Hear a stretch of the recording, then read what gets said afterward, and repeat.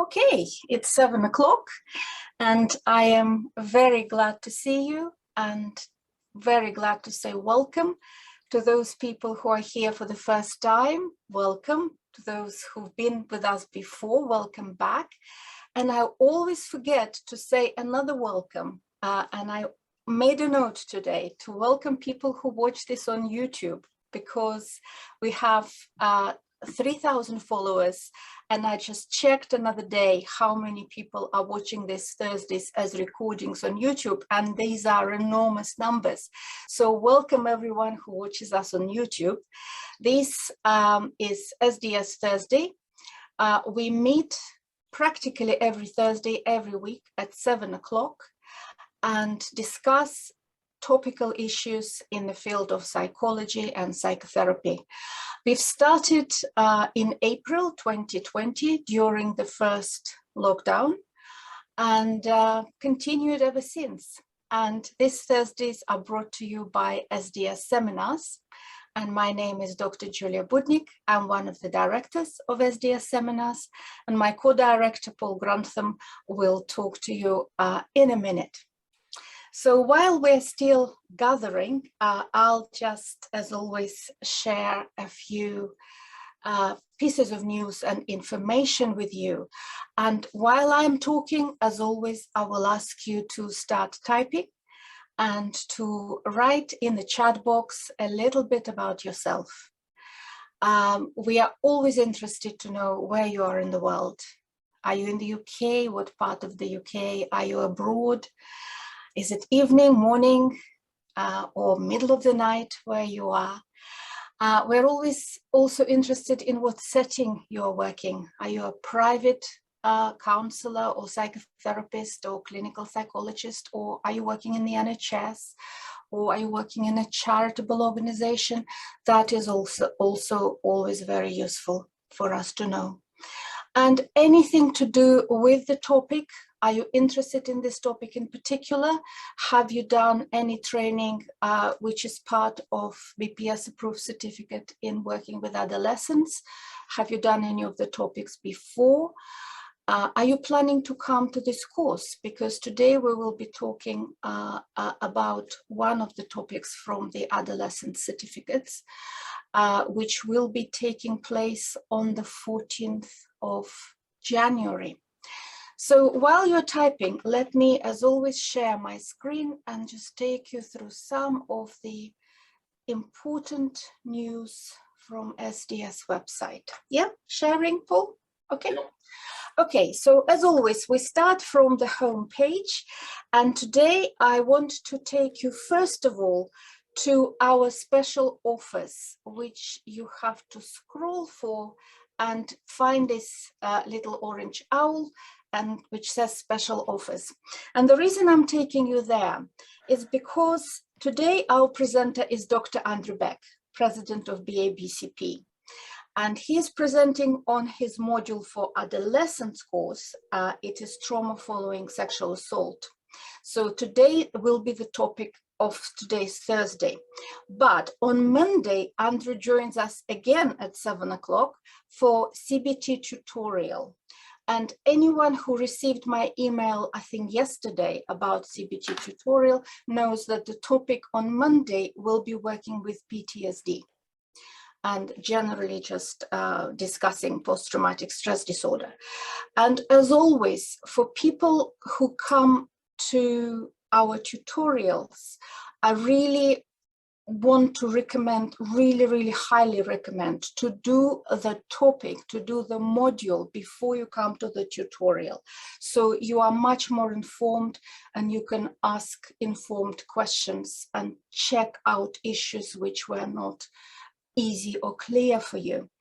And in order to encourage you to do the topics, I've made 50% discount orders until the evening of the tutorial. So from today until Monday, midnight on Monday evening, you can book topics related to PTSD with 50% discount.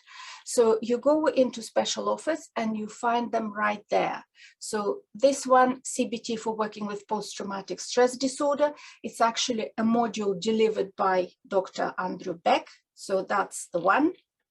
Another one is trauma, psychopathology and treatment, and that's a module delivered by Professor Paul Grantham.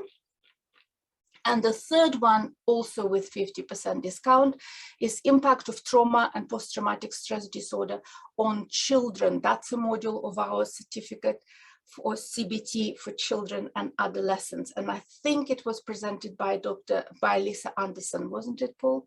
I don't want to misinform you. Yes, I'm quite right. So it was presented by Lisa. So these three modules are on 50% discount until the end of Monday. And until the end of the month of November, we also have 50% discounts on all trainings by Professor Tony Atwood on autism. So if you know anybody who is interested in topic of autism, and it's equally applicable to practitioners and to parents and family members of people with autism, can you please spread the word that these very, very important recordings are on 50% discount? Okay, so that's the first thing I wanted to mention to you. And another thing I wanted to mention is about the certificate in working with adolescents, the one which we will be discussing today. So you already know, probably many of you have been on SDS Thursdays, where we discuss topics related to this certificate. It's a BPS approved certificate. The modules are coming in blocks of 2 hours over lunchtime, 12 to 2, and they are mainly coming once a month. But because it's quite a big certificate, we've got lots of topics to cover. It was stretching well into 2023. And I got quite a lot of feedback from people saying that they would prefer to finish it earlier. They would prefer to finish it in 2022. So I tried to accommodate these requests, and I can inform you that we've managed to create 2 big blocks. One of them is training on 3 topics, and they are around anorexia, body image, obesity, and they will be delivered by the founder of National Center for Eating Disorders, Deanne Jade. That will be in March, so please have a look at March topics and come and train with Deanne. And we also have 2 topics together on sexual orientation and sexual health. They will be delivered by Georgina Rush, and they will be coming also as a block 2 days in a row in May. So if you're interested in this certificate, please have a look. We will be finishing it earlier. We will not be stretching very far into 2023. So today's topic will be delivered, as I said, in January, on the 14th of January by Andrew Beck, and the topic is trauma following sexual assault. And to talk a little bit more about our presenter and about the topic, I'll pass the microphone to my co-director, Paul Grantham. Paul, please. Thanks very much, Julia. Welcome, folks. I know that many of you will already be familiar with Andrew and may have trained with him already or come along to a previous SDS Thursday. But for those of you who haven't, if I can just say a little bit about him, it's great to be working with Andrew. We've been working together now for, I can't remember how long, we're probably something like about 3 years, possibly 4, that sort of time scale. Andrew actually designed the original SDS certificate in working with children and adolescents, and he's also been very involved as well with the new certificate for working with adolescents as well. People often ask what the difference is between the two. The certificate for CBT with children and adolescents really focuses on diagnostic problems. So it looks at a variety of diagnostic problems. whereas the certificate for working with adolescents, apart from it obviously being solely related to adolescent problems, is actually much more around issues rather than diagnostic problems. So if you want to take a look through and see which particular ones feel like they're going to be more relevant to you, please feel free.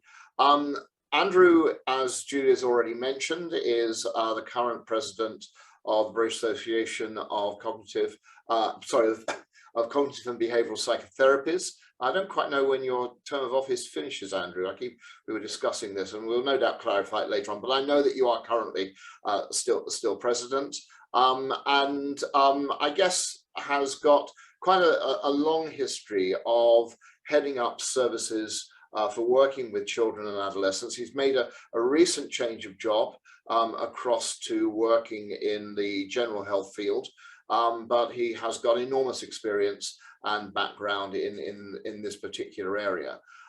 He's also got a fabulous reputation for being a great trainer, and I think that he's one of those unusual trainers who's able to bring together both great theoretical knowledge, but also excellent clinical skills, and finally a most amazing ability to communicate things in a way which make them accessible and, above all, I would argue, practical. So I'll say no more, and I will pass you over to Andrew, and yeah, I will be enjoying this as much as you will be, folks. Thanks very much, Andrew. Okay, I'm with you. Thanks for that lovely introduction, Paul. Really appreciate that. It was just nice as you were talking. I was looking at the attendees this evening, and I think it's April when it started. It was the first one I came along to, and it's really nice that having been to many, both as a presenter and a participant, to recognise names and faces, and it's just really nice to feel that we're part of this kind of community that we've pulled together at a time when community has been in short supply, really. And it's great that so many of you have turned out tonight. So really good to see you all. So I'm going to be talking just a little bit this evening about the work that we can do with someone following a sexual assault. And I was thinking about this as I was pulling together some slides, and I have a view that might be contentious. So but I want to put it out there that if you learn a therapy technique with kids, so if you do any of the sort of CBT with children modules, it's not that difficult to adapt it for work with adults, because a lot of the same principles apply, you know, including things like considering the systemic context, considering the developmental stage, thinking about kind of key relationships and things like that. But when you learn the therapy approaches with adults, it's much harder to kind of fit that back for working with kids, because learning these approaches with adults tends to miss out a lot of that really important contextual and developmental information, and sort of sees the problem a little bit more in isolation. So I suppose I'm making a bit of a pitch that if you know, the day that we've got next year, we'll be thinking a lot about working with kids. But if you work with adults, I think you'll take a lot away from it that will be useful too. Okay. Oh, now I'm just going to try and figure out how to move through these slides this evening, because oh yeah, there we go. So I want to talk about how I got interested in this area. And actually, I was thinking about it.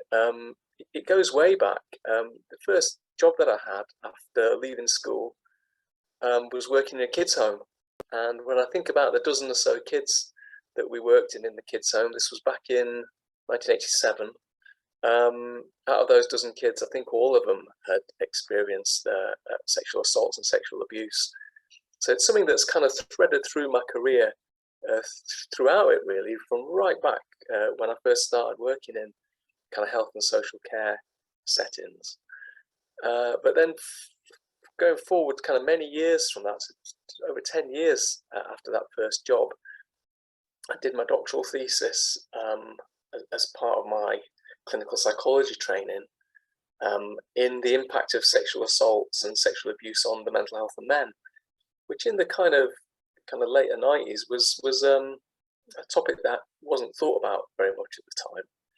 But I suppose I had an interest in it because some of the young boys that I'd worked with 10 years earlier had experienced sexual assaults and sexual abuse. And then my first job after qualifying included a day a week at what was at the time a pioneering project in London. It was originally called the Rose Clinic, but later became known as the Haven Clinics. Some of you will be familiar with those. It was an idea that there was a specialist kind of wraparound service for people who've been sexually assaulted, where you'd get the kind of physical health care and also some of the forensic investigations and the psychological care all in one place. It's a really great initiative. And I was employed there because I'd done that thesis in working with men, and they'd had some men referred to the clinic, and so they thought they needed a male therapist. But in fact, what happened is once I'd started there really weren't enough male referrals to kind of keep me busy. So then I began to work with women who'd been sexually assaulted, who'd be triaged first, and who'd be very sensitively kind of asked about their preference for a therapist, and where they were okay with a male therapist, that's ended up doing that work as well. So a little bit by accident, really, because we didn't see as many male referrals as we were expecting.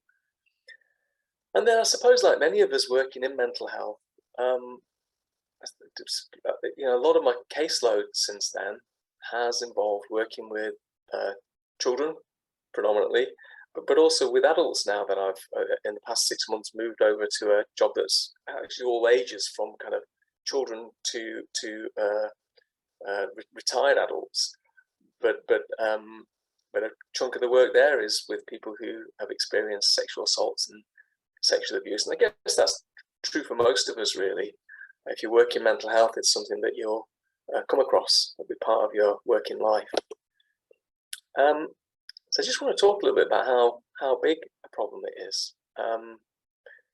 So when you ask people, have you ever experienced unwanted kind of sexual activity, the rates that you get back vary quite a lot.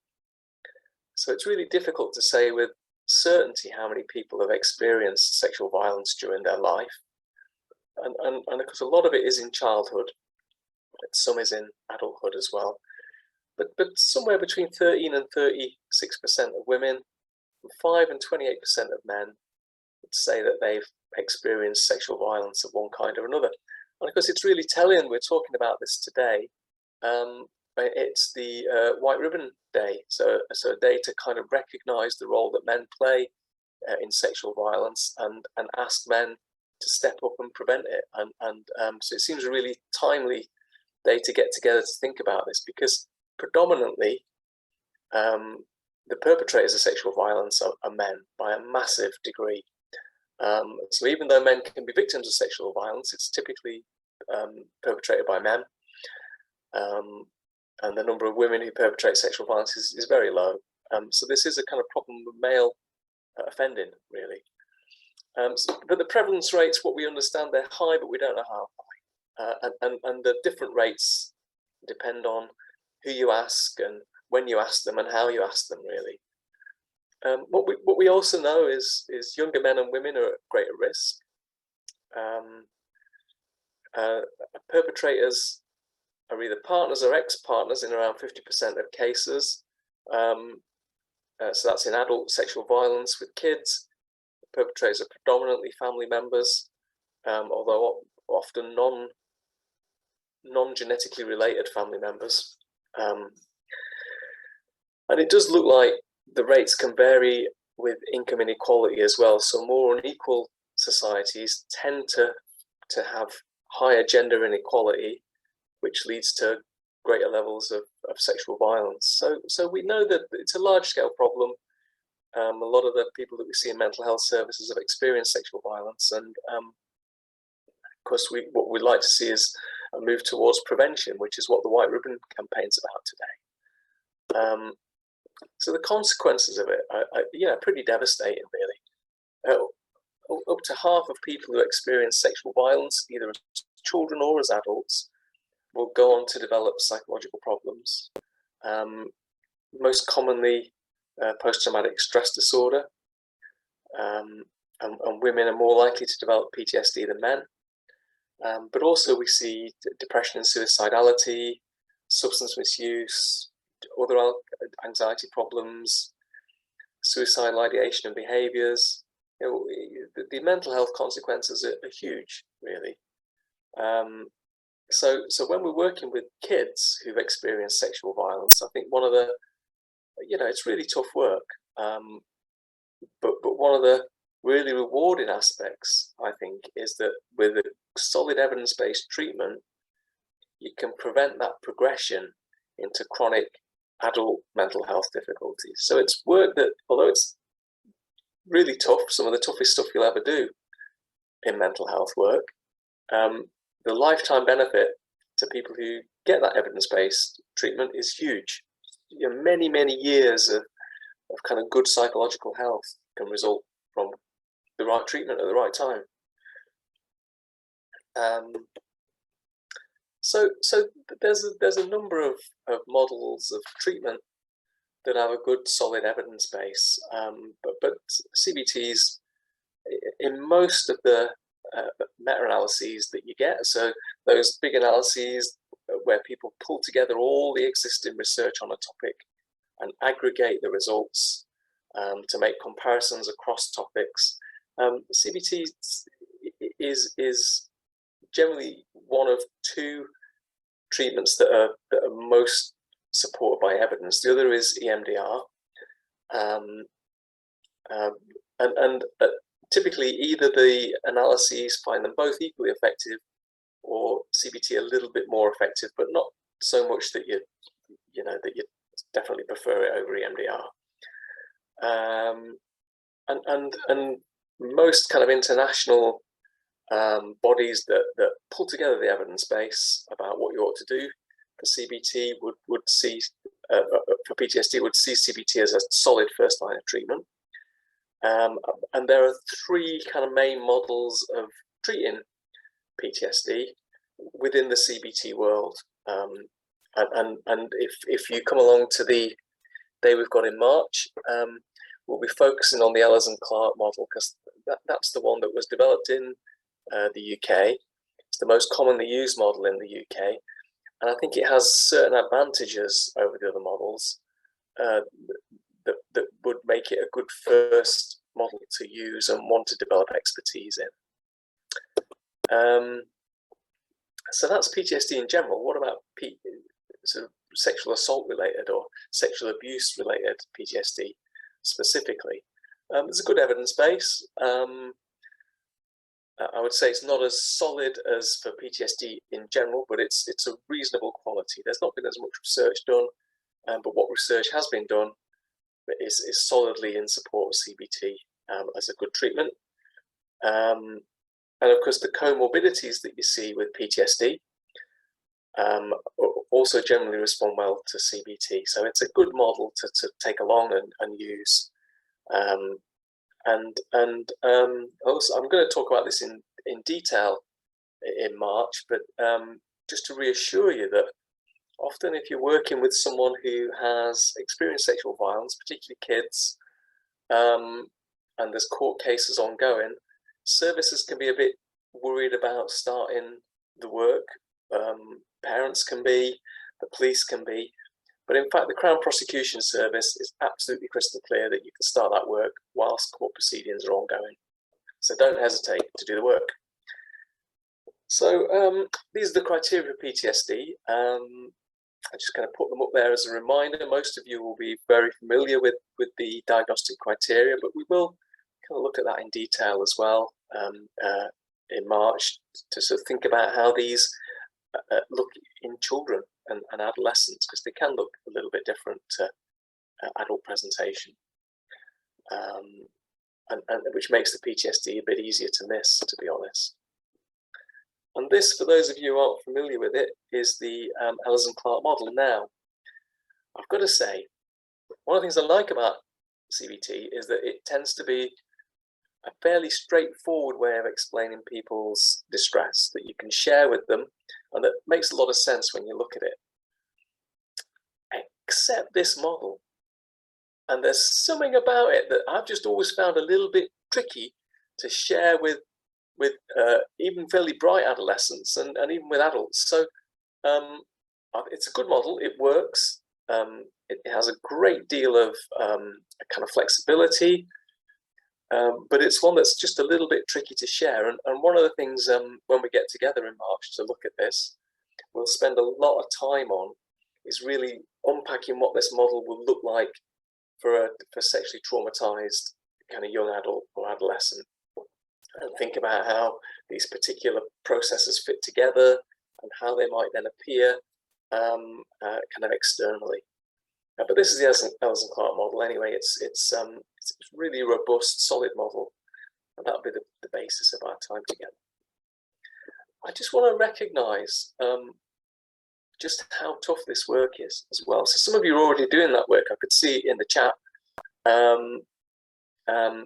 And some of you may end up doing this work almost accidentally. You pick up a case, you start working with them, thinking it's going to be one thing, it turns out to be, you know, PTSD following sexual violence. And it's really hard work to do at times, because it brings you very close to the worst moments in people's lives.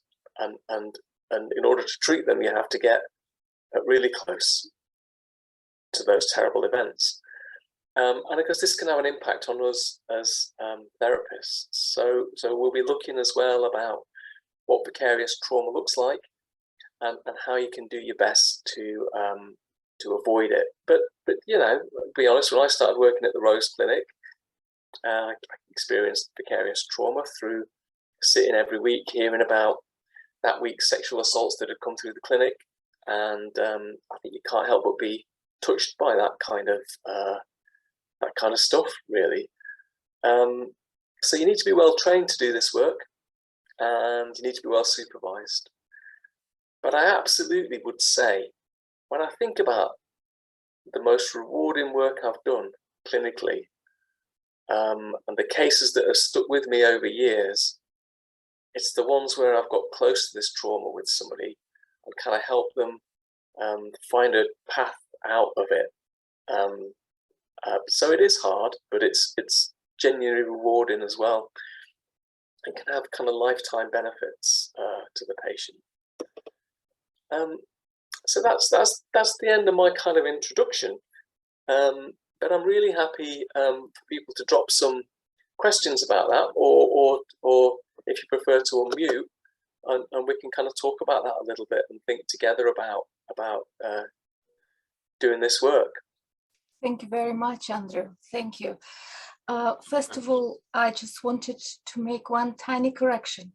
Andrew's course is in January, not in January. March. Sorry. So it's 14th of January, because Andrew kept saying in March, you don't have that much time. It's January. So it's 14th of January. Secondly, I have put the link to the course, and I will try to copy it again here. So you can book on the course. Let me just copy it again here. Right. Secondly, I just wanted to say, I was reading through your comments, and today we have a truly international group. I don't know if you noticed that, Andrew. We have people from Argentina, we have people from Germany, Cyprus, Greece, and all over the UK, from Glasgow to Wales to the south of England. It's truly an international group, and it's really, really good to see people coming together to discuss these topics. Also, I'm often asked whether people will get the slides of tonight's presentation. We don't send out the slides to you, but I'm doing the recording. As you know, it's recorded, so there will be a recording produced and put on both on SDS website and on our YouTube channel, where you can watch it again and see all the slides. So it's just a little bit of technical announcement here.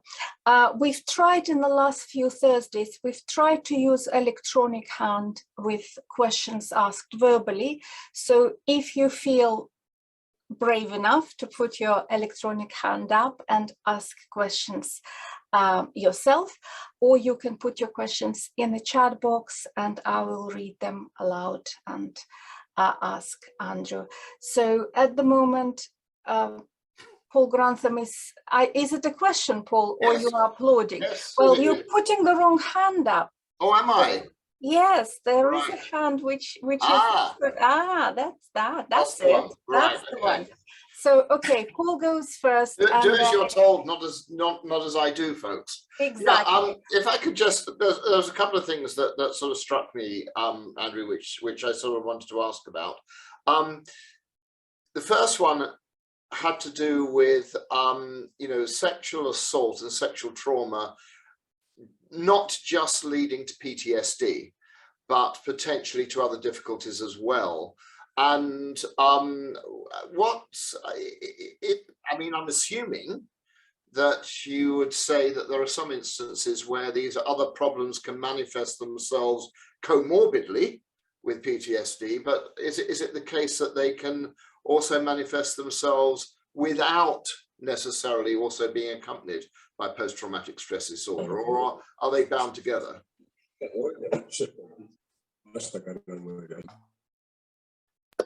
That's a lovely question, Paul, and it brings to mind a couple of things to me. The first is, you're absolutely right, that you can experience extraordinarily traumatic events and not develop PTSD.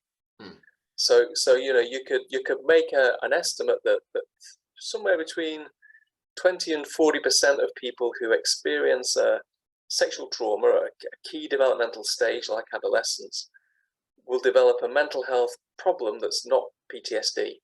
Right. And of course, if that's the case, you absolutely wouldn't use trauma-focused PTSD to treat the subsequent problem. So, and this is a bit of a bugbear of mine, right? Is that sometimes I hear my kind of therapy colleagues saying, I'm going to treat their trauma. Now, because you can't treat something that happened in the past, right? That you can't treat the sexual assault. All we can do as therapists is treat the problem that exists in this moment in time.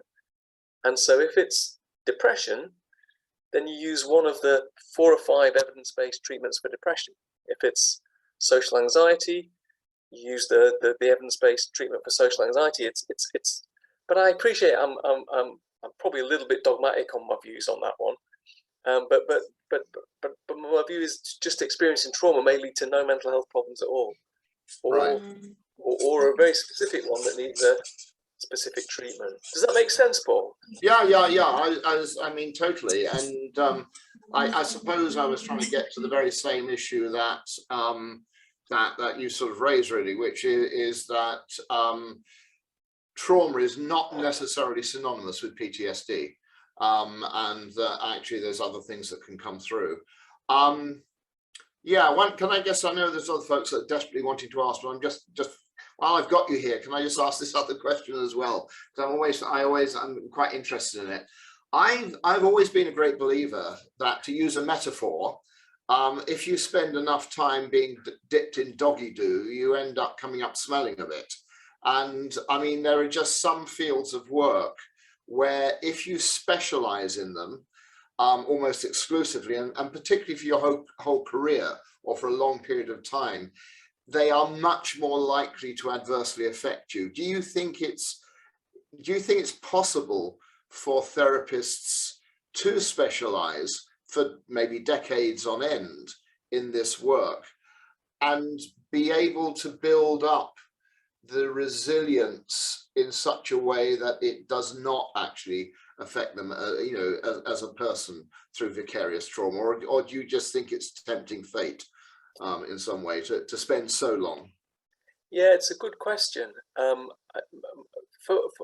speak for myself here and then speak in general terms, if that's okay. I tend to prefer to have no more than a couple of people on my caseload at any one time who've experienced sexual trauma. So I've known people from trauma services, because even when I worked at the Rose Clinic, it was 1 day a week. I did other things. I've known people who would work close to whole time in those clinics. I think it's incredibly tough to do that. So for myself, I prefer to have a kind of fairly mixed caseload if I can, because I think exposure to that much trauma every day is really tough, actually. And also my worry would be, you know, I'm still, I don't know, 25 years down the line, horrified at some of the things that I hear at work. And that's even, you know, someone I'll be working with this week, in fact. And I'm really glad I'm still horrified by that stuff. Because I think if you get to the point where you've done that work so much that you're not, there's probably some kind of blunting going on and a kind of habituation to that awfulness that might not be in your patient's best interest. Yeah.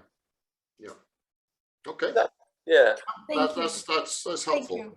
I am keen on moving on. So Paul, if you mute yourself, and Julia, if you unmute yourself, please, and go ahead. Can you hear me okay? Yes, we can. Oh, lovely. Thank you.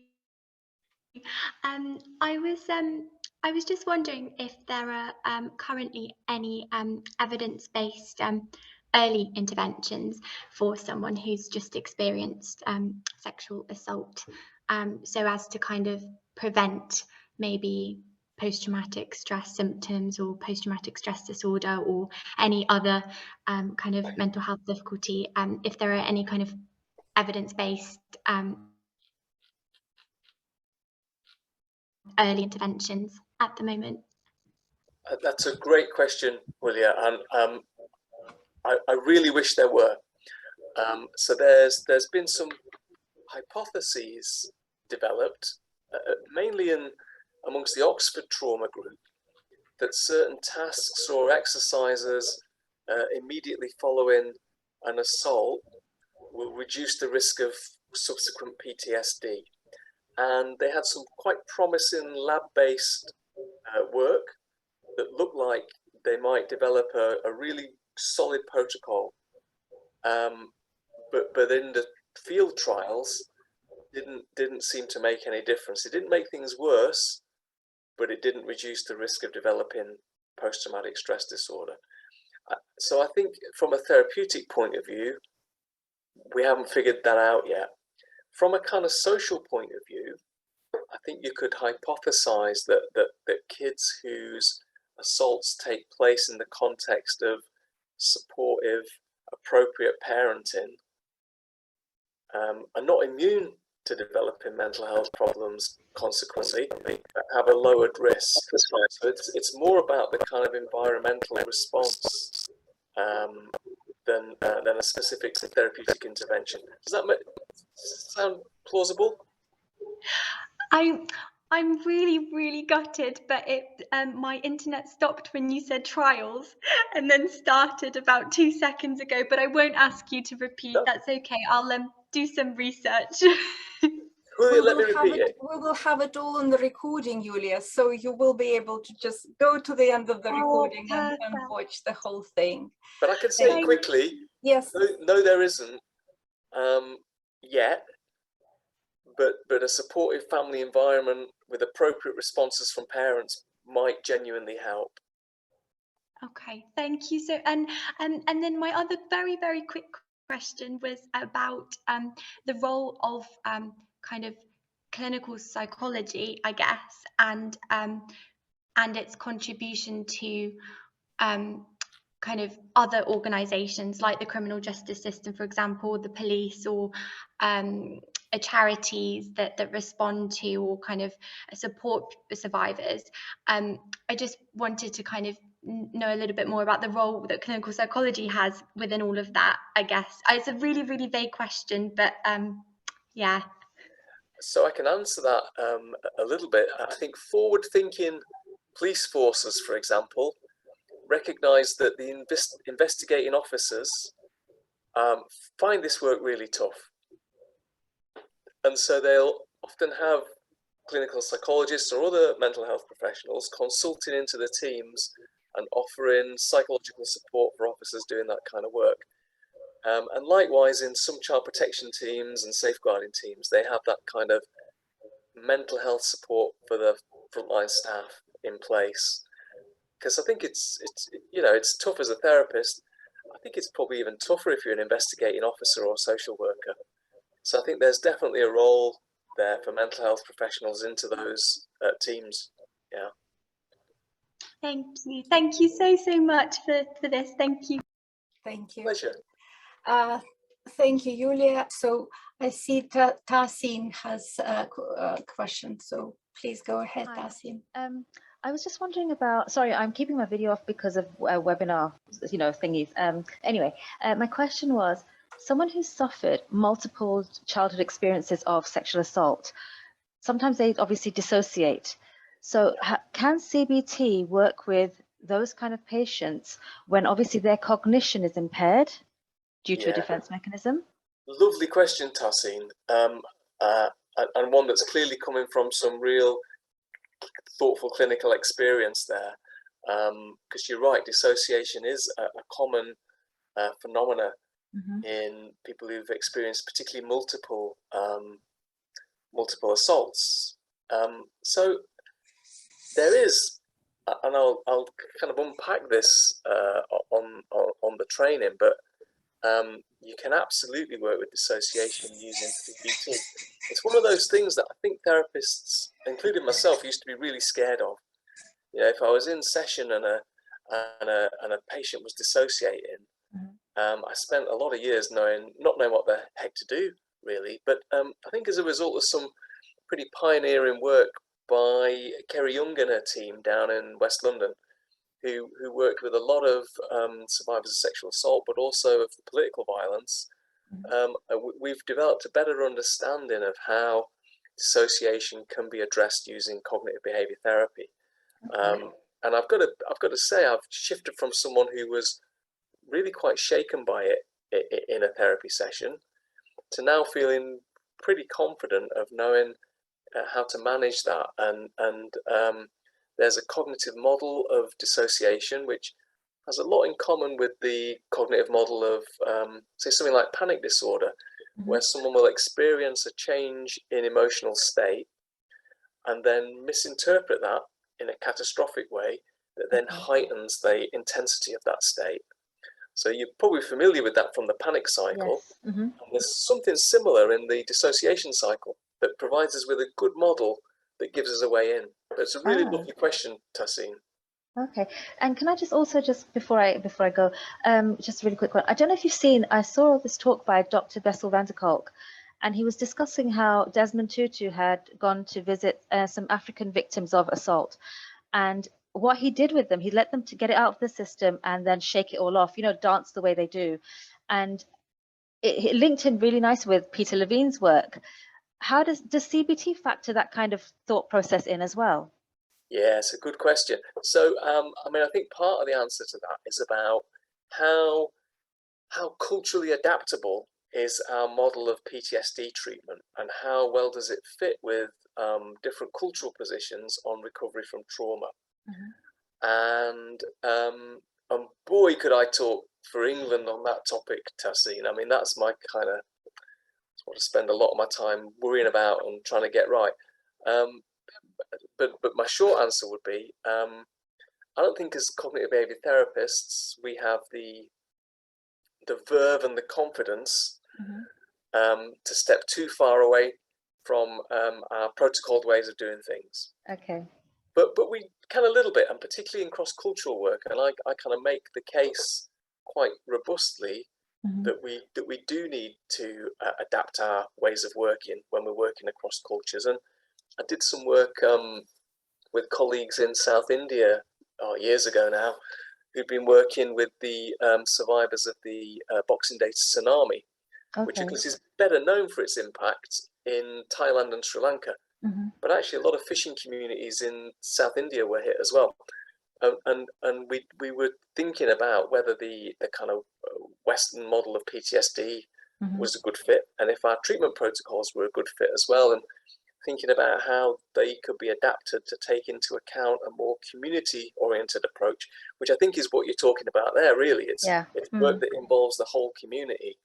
And I can't claim that we really bottomed that one out, but there was an agreement that that model is a good starting point for subsequent adaptation.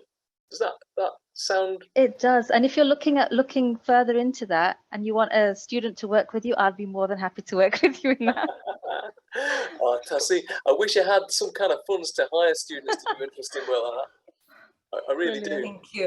But there is some good work being done nationally and internationally on that adaptation. And if any of you are interested in that, follow me on Twitter. So it's Andrew Beck 45, and I kind of share a lot of stuff about initiatives around cultural adaptation. Okay, brilliant. Thank you. Do look out for that. Thank Thanks you. a lot. Thank you very much, Tassin. Before I take a question for Sylvia, I just wanted to say we won't take any more questions after Sylvia's because we are approaching 8 o'clock very rapidly. And I just wanted to assure people who put their questions in the chat box, what we now do is I always copy those questions and send them to the presenter. So Andrew has something probably to maybe incorporate in his talk if there's repeated theme in those questions. So your questions will definitely be sent to Andrew, and please then book on the 14th of January to have a longer discussion on the topic. And also, if you've received the email about PTSD tutorial on Monday, again, we will probably be able to address quite a few of them there. If you haven't, it means that you haven't done any of our courses on Master Practitioner Diploma. You can just book a PTSD course if you want, and then you will be entitled to coming to the tutorial. So before we close, I'll take a question from Sylvia, and then we will do some closing remarks. Sylvia, correct? Is it Sylvia? Yes, thank you so much. I popped it on the chat, but I saw my colleague Julia, and she really motivated me to speak up. Well Thank done. you so much. This is my first time here in this community, so it's really wonderful and motivating.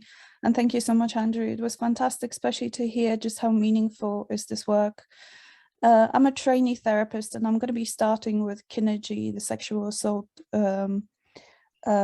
counselling service here in Bristol, and I work for Off the Record Bristol as well on a placement. So I'm just really curious in the sense of my personality is relatively resilient, famous last words, and I really worry about ego getting in the way. So I was asking on the chat, what would you see from your experience vicarious trauma kind of effects being, or first signs for a counsellor, therapist, just to spot it, even before we start talking to a supervision, even because sometimes we might not bring it into the supervision and just carry on and do a disservice to our client. So I was just wondering, what is your take on that? One of the things that I know counsellors are really skilled in, it's a sense of self and an ability to reflect on themselves in the moment that I think not all therapeutic modalities are as good at in terms of the training journey. And I think it's something we could all get better at. So I think when you think about your sense of self going into a therapy session, coming out of one, during one, I would look for shifts in emotion that aren't proportional to the situation that you're in. So it's normal to feel sad when you hear a really horrific story. It's normal to feel anxious when someone describes a highly threatening situation. It's normal to feel angry on behalf of injustice. So all that stuff is absolutely fine, and I don't worry about that at all.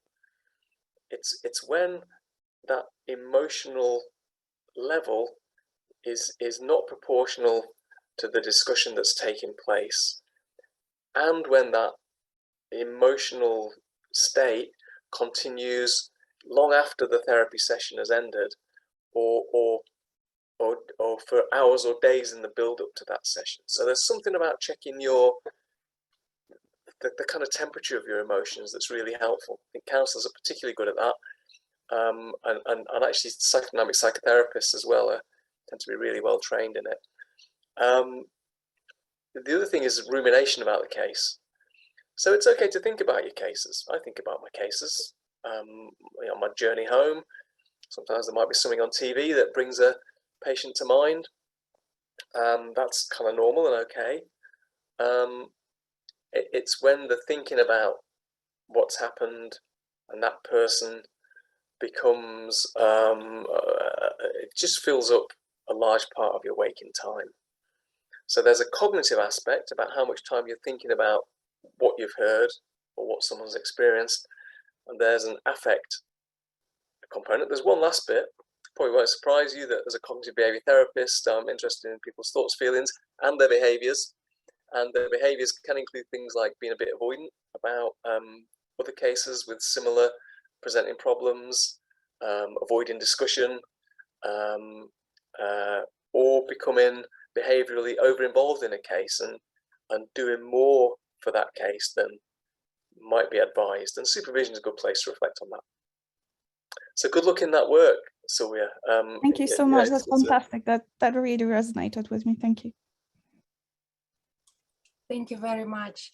Thank you very much, everyone. I love working with Andrew because every time you ask him a question and you feel like there are layers and layers and layers underneath, and he can talk about each of these questions for 4 hours. We should have 24 hours with Andrew Beck one day, I think. And that'll be great. So thank you very much, Andrew, for tonight. Thank you everyone who came, and please book on Andrew's course. It will be wonderful. And we're meeting again in a week time on the 2nd of December. I can't believe November's gone. I mean, where did November go? I don't know. We're meeting on the 2nd of December with another Andrew, Dr. Andrew Reeves, who is a past president of BACP. We are just going through presidents at the moment. So, and Andrew will be talking on working with suicidal clients and working with suicide. And he delivered this course for us last January, and it was amazing. So I heartily recommend you to log in next Thursday for Andrew Reeves' presentation as well. But for now, thank you very much, everyone. You can unmute yourself and say your goodbyes, and take care and stay safe and well. Bye-bye. Bye. Thank you. Bye. Bye. Thank you. Bye. Bye. Thank you. Thank you. Bye-bye.